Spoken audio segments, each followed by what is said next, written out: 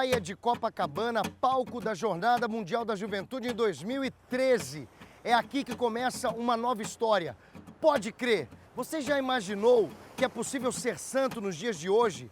Jovens que vivem virtudes de maneiras heróicas. Vem com a gente!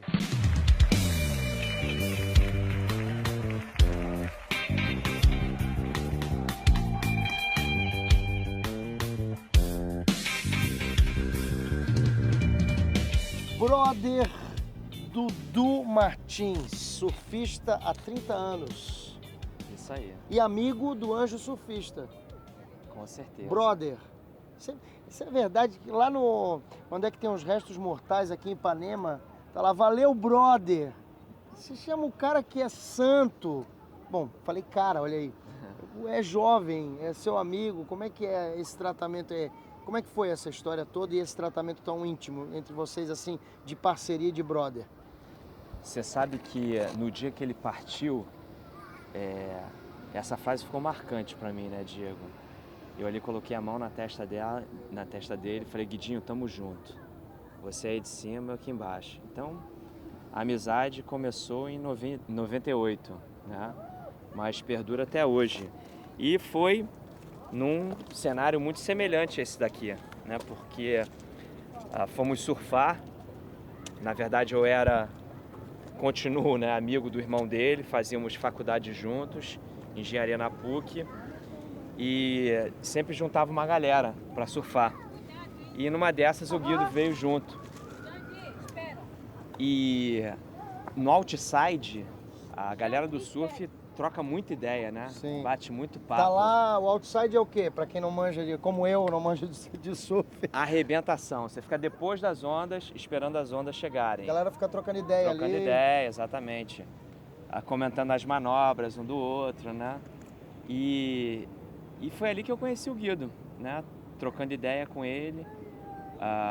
Eu fiquei, assim, muito impactado, porque o Guido na época tinha 24 anos, enfim, surfista que nem eu, fazia faculdade de medicina, mas o cara falava de Deus com uma profundidade. Eu falei, esse cara tem alguma coisa diferente, né? E na areia tava a namorada dele, né? Então, um cara normal, né? Jovem, namorando, surfista e profundo conhecedor da palavra, né? Uma experiência ali de Deus. E naquele dia, a gente trocou muita ideia, surfou bastante, eu acabei voltando para casa com ele e o irmão. E eles me convidaram para subir. Dudu, chega aí, vamos comer um negócio lá em cima. Aí eu falei, beleza. Aí quando subi, o Guido fala assim para mim, pô, eu preciso te apresentar um amigo. Eu falei, beleza, né? Vou lá, vamos ver quem que é, chega aí. Tô imaginando que é outro surfista, né? E aí? Aí ele falou, esse daqui é o Padre Jorjão. Aí o Padre Jorjão me pega assim, levanta, e aí, filhão, tudo bem? Eu falei, surfista, namorando, né, estudando medicina e amigo de padre. Eu falei, caramba, eu nunca conheci um desses antes, né?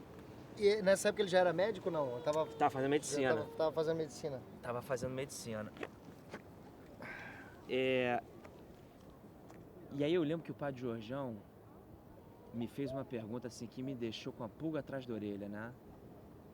Ele fala, então, filho, o que você faz? Já falei, faculdade e tal. E você namora, filho? Eu falei, namoro. É namoro cristão? Eu falei, já chegaram... Já chamaram, ó, vou te apresentar e já botaram você no trilho já. Não, o papo com o Jorjão é reto, não faz prova não.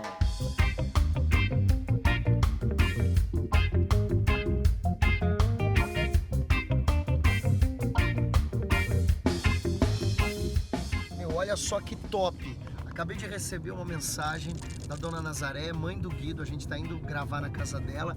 O trânsito intenso aqui no Rio de Janeiro. E ela disse assim, olha, venham na paz de Cristo. E o Guido rezava assim quando tinha muito trânsito. São Rafael com Tobias, São Gabriel com Maria, São Miguel com todas as hierarquias, abri para nós estas vias.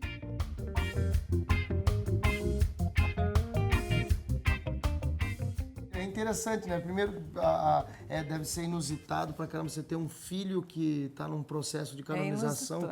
Gente, é emocionante, tudo, né? A gente vive a dor da perda, mas também aquela coisa do sangue dos mártires, né? Da coisa de... A história dele vai transformar tanta gente, né? Esse livro é uma novena que foi feita... Que legal! Baseado nas orações dele.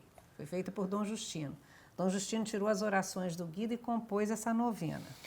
Nossa, eu ia... isso é uma das coisas... o nome do programa é Pode Crer. Uma das coisas assim que mais me fez fazer esse programa é ver tantas histórias de santos e às vezes a gente vê o santo como uma coisa muito longe, muito distante. Como que era o dia a dia dele? Como que ele rezava? Achei legal que a senhora mandou ali pra gente uma oração no carro, né? Eu acho que passa por isso também, né? Como é que era o dia dele aqui na casa? Ele não morou aqui, mas com vocês, como conosco, né? Assim, o dia do Guido, em primeiro lugar, a oração. Ele acordava, ele ia para o cantinho de oração, porque nós fazemos na comunidade Bom Pastor os exercícios espirituais de Santo Inácio. Que legal. Fizemos há muito tempo. Então, Santo Inácio ensina a ter um cantinho de oração. Esse cantinho é reservado, você coloca ali as imagens da sua devoção, né? Então, o Guido levantava, ia para o cantinho de oração e ficava lá 1h30, mais ou menos, porque ele fazia o ofício, né, de laudes, ele fazia também o ofício da Imaculada, rezava o terço, lia o Evangelho, só depois é que ele saía para o café da manhã, para as atividades dele, entendeu? Isso é uma dica muito prática. Ele acordava tem um cedo canto e ia de oração. Tem um canto de oração.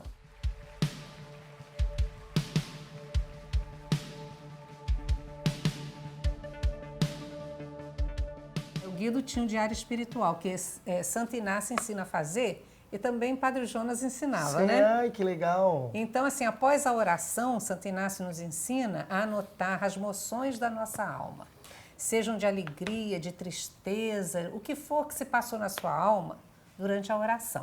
Mas ele tinha essa noção, por exemplo, de que, não, eu vou ser um santo e fazer as coisas, ou a coisa era meio... Não, ele tinha esse desejo de santidade, ele tinha até... Ele gostava muito de cantar aquela música, Os Santos ou Nada. Ah, que legal. Então ele dizia, nós temos que ser santos, porque nós queremos ver a Deus, só os santos verão a Deus. Os santos ou nada mais devemos ser. Ele gostava, ele cantarolava sempre essa música. Ou santos ou nada mais. O Guido, a gente colocou o tema aqui, né? Radicalmente livre e santo. Era um cara que era radical, mas ao mesmo tempo era livre, né? Não prendia ninguém, mas puxava para Deus, né? Quanto mais você ficava amigo do Guido, você ficou mais amigo de Deus? Ah, sem dúvida, sem dúvida. No início eu achava que assim era uma série, né? Era uma prática, né? Que ele tinha. E aí eu fui descobrindo, na verdade, que assim era paixão, era amor. Então, para o Guido, acordar cedo, rezar o terço, né? Era uma experiência do amor de Deus, né? Frequentar a confissão regularmente é tomar um banho da graça do Senhor, né? E a missa regularmente era encontrar com Jesus na Eucaristia. Então aquilo não era obrigação para ele, não era, puxa, hoje eu cumpri rezar o terço, né? Cumpri me confessar, né? Fui à missa diária, não, eu vou encontrar com o amado.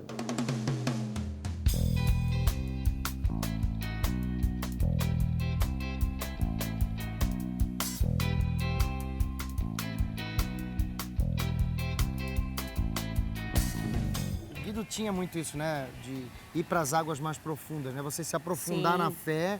Quer dizer, você é uma leiga que canta e ao mesmo tempo quis fazer faculdade de teologia, se aprofundou na fé.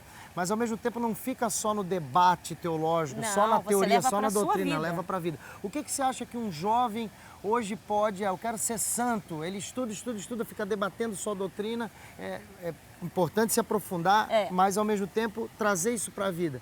Como que o jovem pode fazer essa passagem?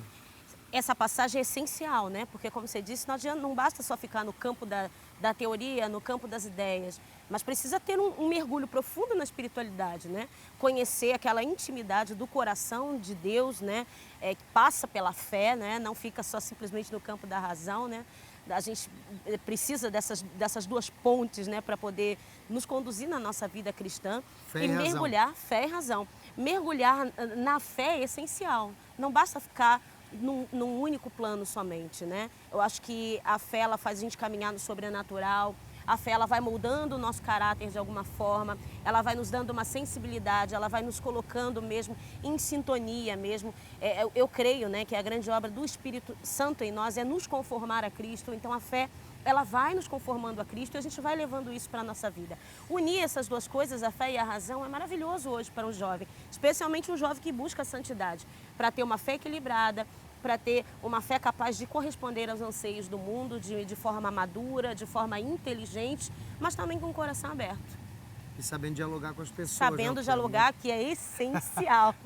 Para tirar pedra nos outros tem muita gente, né? Mas pro Verdade. diálogo. Acho que o E- santo é esse. O que me impressiona na vida do Guido e para mim é essa capacidade de dialogar com várias Exatamente. pessoas, né? Com o pai várias dele pessoas. dava o exemplo que ele falava com um bicheiro na missa de sétimo dia. Foi o bicheiro lá, que era um Sim. cara que talvez muita gente não dava nem bola. As pessoas, os mendigos. Exatamente. Os doentes, era um cara que sabia dialogar até com quem tinha um pensamento diferente. Os surfistas, enfim.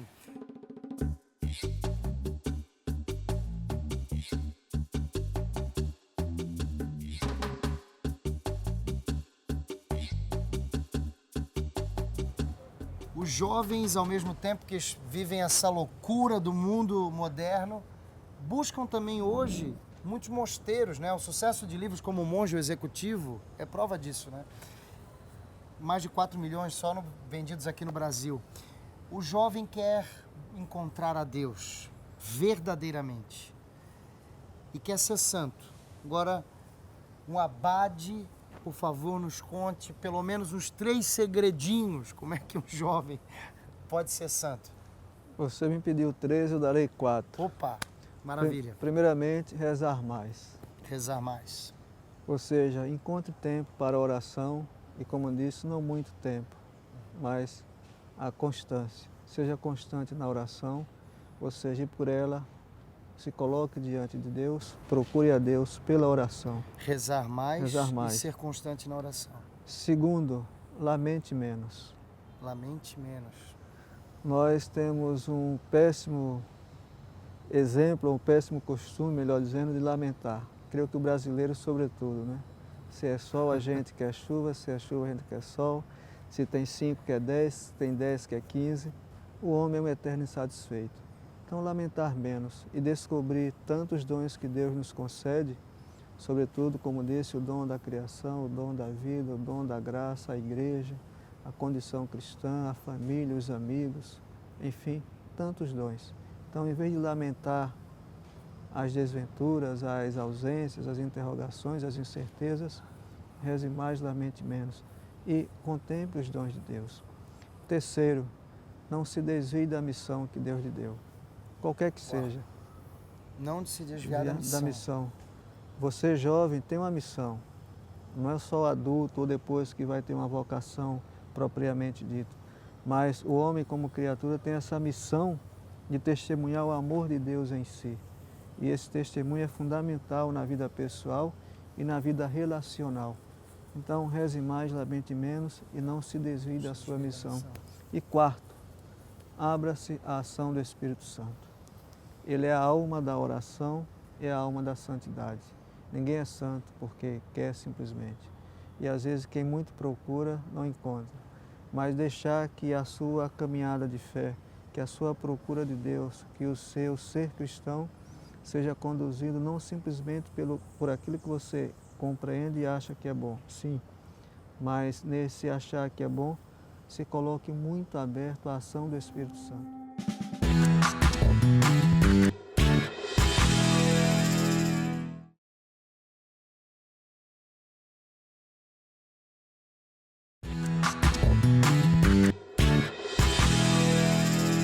se coloque muito aberto à ação do Espírito Santo.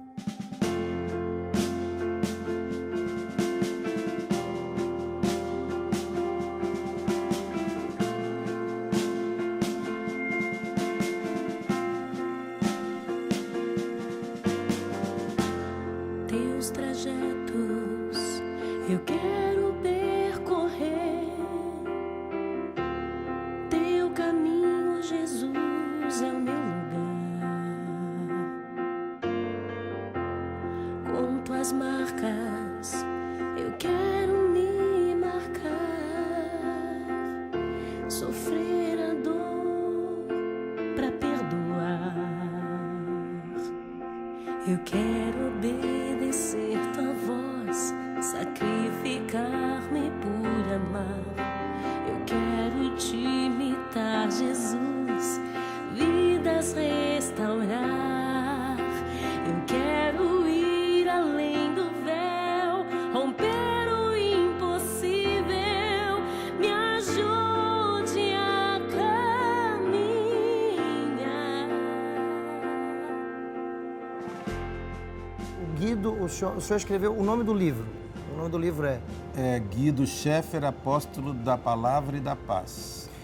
Esse título surgiu por causa de uma carta, um depoimento de uma religiosa que falava isso, que onde ele chegava, o ambiente estava tumultuado, confusão, enfermaria do hospital, todo mundo agitado, e aquilo imediatamente se fazia uma paz ali dentro. E ele foi um grande pregador da Palavra de Deus, não só pelas conferências e palestras que ele dava em paróquias, em todos os lugares que ele foi convidado.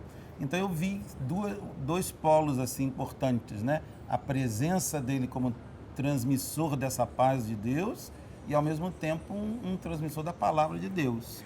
O Guido, ele era um menino do fogo também. O senhor falou que a vida de oração dele era muito próxima aos padres do deserto, é isso? É o seguinte, no início do cristianismo, no início do monaquismo, melhor dizendo, né, entre as grandes manifestações assim de piedade, de vida de oração, de profundidade de vida de oração, existia o que eles chamavam de oração ígnea, que era um modo de rezar que envolvia de tal maneira a pessoa que rezava, no caso os monges, as monjas, não? Que a pessoa ficava como que ígnea, como eles diziam, por isso que eles chamavam oração de fogo, oração ígnea, porque a pessoa ficava num estado de oração, talvez um estado místico de oração, não? Em que a pessoa ficava tomada pelo Espírito Santo, quer dizer, então, de tal modo que muitas pessoas, isso são narrativas que tem, cheia do fogo, que as pessoas ficavam quentes, não? Olha que interessante. As pessoas ficavam de tal maneira que ninguém podia, ela é todo fogo, como se diz de um abade do deserto, né? Que foi visto rezando como parecia uma chama de fogo. Então, eu sabia disso por estudar o monaquismo e fui percebendo nas orações do Guido, nas narrativas, que eu tive acesso aos cadernos diários que ele escrevia, não? Assim, essa profundidade de vida de oração. Ele se colocava com o método de Santo Inácio de Loyola, né? Ele entrava na cena do Evangelho, então ele falava com Jesus, falava com as personagens que estavam ali em movimento naquela cena. Eu fiquei muito impressionado com isso. E, poxa, eu fiquei pensando assim, a oração dele era uma coisa muito, o momento de oração dele era muito profundo, né? Parecia que ele se transformava, parecia que ele era um pouco essa oração. Mas isso eu pensei que fosse alguma coisa assim, eu estou imaginando, porque eu já tenho isso na minha cabeça, então eu estou projetando isso nos textos que eu estou lendo. Aí eu comecei a ler os depoimentos sobre ele. Então, uma freira na Catedral do Rio, num dia que a procissão estava entrando, né? Ela chegou em casa, né? A freira pensou com ela assim, nossa, o doutor Guido, eles chamavam o doutor Guido, porque era médico, né? O doutor Guido está parecendo assim um transfigurado na fila da procissão, né? Ela disse que ela viu ele assim como se fosse uma transfiguração. Ela falou, não vou falar nada com ninguém, que todo mundo acha que eu sou doida, que eu estou vendo essas coisas. Ela chegou em casa, eu conto isso no livro, né? Uma noviça ou postulante, não sei, candidata dela, falou assim, Aí eu vou falar uma coisa para vocês, porque eu vi hoje na catedral o doutor Guido, parecia um anjo lá, uma coisa assim. Aí ela falou, você também viu isso? Eu falei, eu também vi. Quer dizer, várias coisas foram confirmadas. E outro depoimento de uma pessoa que pela primeira vez participou de uma palestra dele.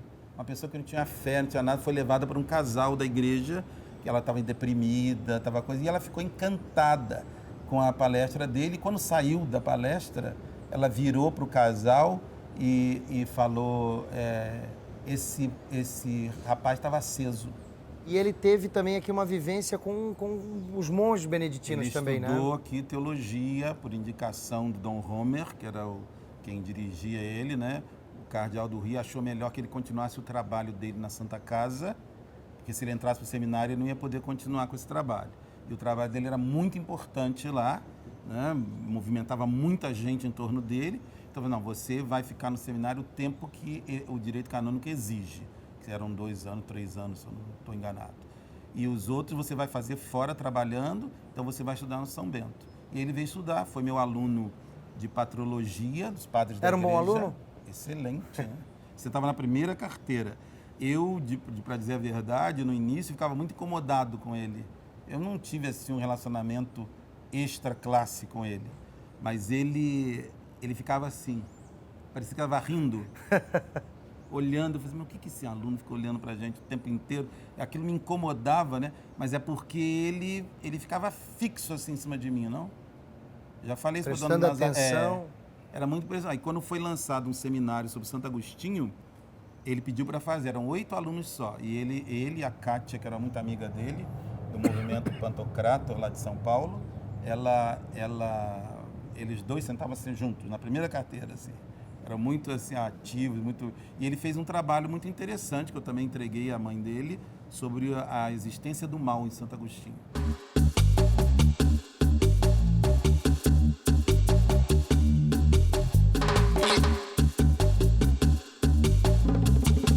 Num dia de oração, como a gente faz aquela oração de escuta, ele leu o Evangelho do Jovem Rico, né? Então ele sentiu que o Senhor estava pedindo a ele para deixar tudo, entregar os bens aos pobres e segui-lo. Então ele pensou, ele era médico recém-formado, ele falou assim, Jesus, eu usufruo de bens, mas que não estão no meu nome, são dos meus pais. Eu não posso vendê-los. Ele era um rico que não era rico, né? Porque não era dele ainda, né? Ele era filho. Ele falou assim, eu não tenho nada em meu nome. Aí fechou os olhos e ficou para escutar o Senhor, né? Aí ele viu diante dele o diploma dele com o nome dele, porque ele falou que não tinha nada no nome dele, né? Então ele sentiu no coração que Jesus estava pedindo para ele dar medicina aos pobres. Nesse tempo ele já era staff da Santa Casa, e um dia lá ele viu passar na Santa Casa uma irmãzinha de Madre Teresa. Ele falou, é essa a minha oportunidade, falar com elas. Aí ele chegou e falou assim, irmã, eu sou médico aqui da Santa Casa e queria dedicar um pouco da minha medicina, o meu tempo aos pobres. Vocês estão precisando de um médico? Ela falou, doutor, é tudo que a gente está precisando. Ele falou, então vamos combinar o seguinte, quando eu sair da Santa Casa, eu vou com as senhoras, andar por aí pela rua para a gente poder visitar os pobres. Aí foi aí que ele começou. Aí começou umas horas com as irmãs e cada vez ele foi sentindo mais necessidade, né? Até o momento de ele chegar e dizer, não, eu tenho que romper isso tudo e fazer uma dedicação exclusiva. Dizem que quando ele chegava na enfermaria lá da Santa Casa de Misericórdia, aqui, né, da Santa Casa, está pertinho da gente, ele estava todo, as enfermeiras falavam assim, por que o doutor Guido não chega? Isso aqui está uma coisa terrível. E quando ele chegava, tudo se tranquilizava. E tinha gente deprimida, gente, quando ele falava assim, olha, vamos lá para a capela. Aí rezava com a pessoa.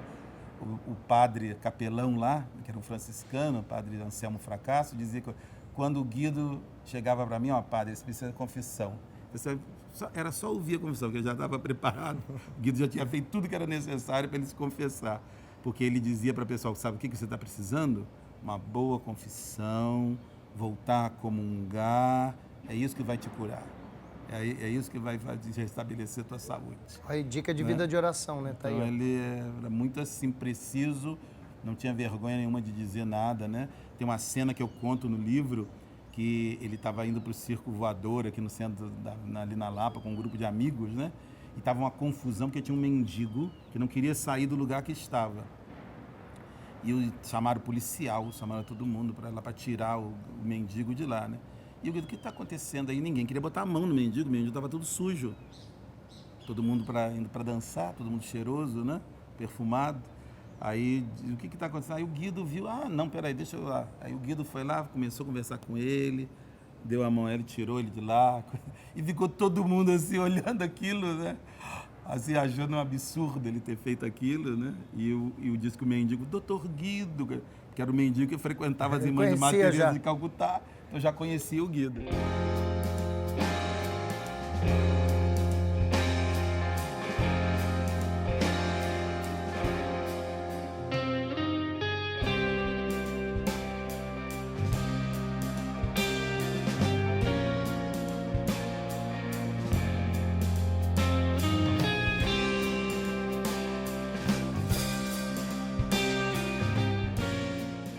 O Guido partiu na véspera do meu casamento, né? Naquilo que deveria ser um momento de alegria, um momento de diversão.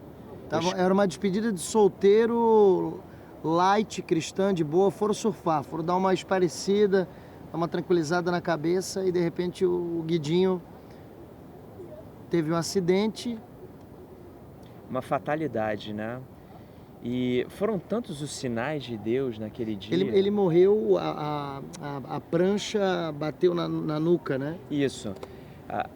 Acontece até com certa frequência quando você está surfando, né? Na hora de você furar a onda, que a gente chama do golfinho, se a onda está muito forte, a prancha pode escapulir, né? Então, o que eu acredito é que o Guido furou uma onda forte e ali debaixo d'água ele foi pego. A prancha deve ter saído da mão dele e como tem muita energia ali, uma pancada da prancha, ela machuca para valer. E aconteceu no caso dele, da pancada da prancha ter sido na nuca. Então aquilo foi suficiente para desacordá-lo e aí o afogamento aconteceu na sequência. Eu ainda consegui retirar o Guido da água, né? Porque eu vi. Mas, enfim, o trabalho que os salva-vidas fizeram na areia não foi suficiente. E como eu te falei, né? Mas vocês conseguiram transformar essa tragédia numa coisa... assim como os mártires, né, morrem, e fala que o sangue dos mártires é semente de novos cristãos, né? Essa morte dele acabou sendo semente de santidade para muita gente, inspirando muita gente para viver o que ele viveu. Na verdade, né? Diante dessa vida tão breve que ele viveu, foi um exemplo, né? Na verdade, santo é isso, né? É um cara que é um exemplo, né? Eu tenho certeza disso, Diego, porque antes da gente entrar na água, eu virei pro Guido e falei, Guido, olha só a prancha que você tá indo surfar, cara. Olha o que tá escrito atrás dela. Estreita é a porta e apertado o caminho que leva ao reino dos céus. Muitos tentarão, mas poucos conseguirão. E essa era uma prancha minha, que eu tinha emprestado para o Guido, porque ele já estava no seminário, já não tinha mais prancha. Aliás, ele já tinha entregue tudo para Deus, né?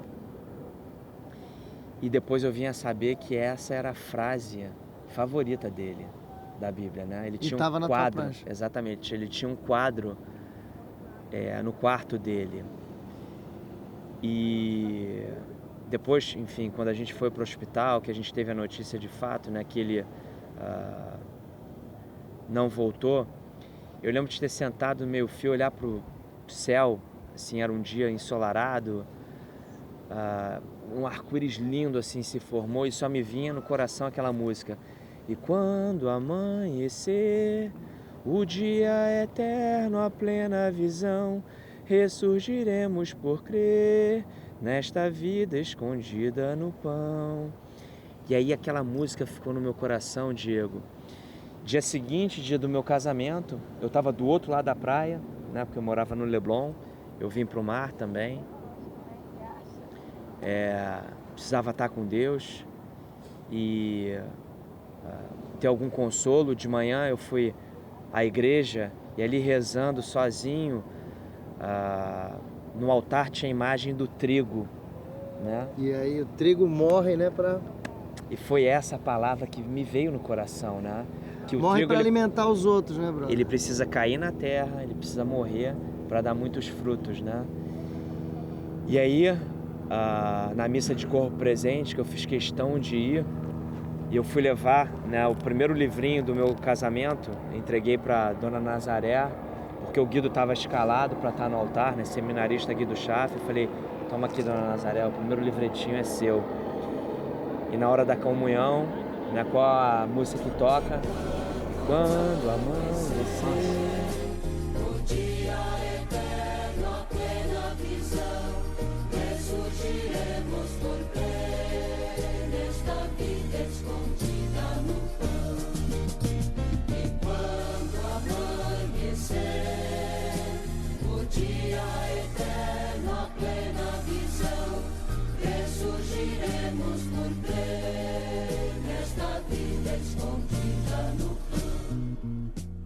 Ao Pai a criação, ao Filho a redenção, ao Espírito Santo a santificação. É Ele que nos santifica, à medida que nós nos abrimos à sua ação em nós, e quando nós nos abrimos à ação do Espírito Santo na vida, aí sim, Ele mesmo vai guiando. É como um farol que vai mostrando os caminhos que vão elevando a alma a Deus e vai colocando o homem não naquela direção que ele quer, mas na direção que Deus quer, e para que naquela direção o faça santo em Deus. Essas 4 dicas, muito fácil, muito simples. Vai levar só uma vida inteira. Mas são segredos práticos. E são simples. São simples, mas que realmente levam a vida para se aperfeiçoar. Né? Muito obrigado. Conte conosco por essas dicas. E olhemos para São Bento, esse homem que viveu tão distante de nós, está tão próximo a nós, porque deixou esse espaço, os seus mosteiros, como caminho de silêncio, de oração e de procura de Deus. E sempre atual. Sempre atual. Passa 1 século, 2 séculos, 3 séculos, passa o tempo. Século seculorum. Amém. Obrigado. Sua bênção. Deus abençoe. Amém. Estamos aí.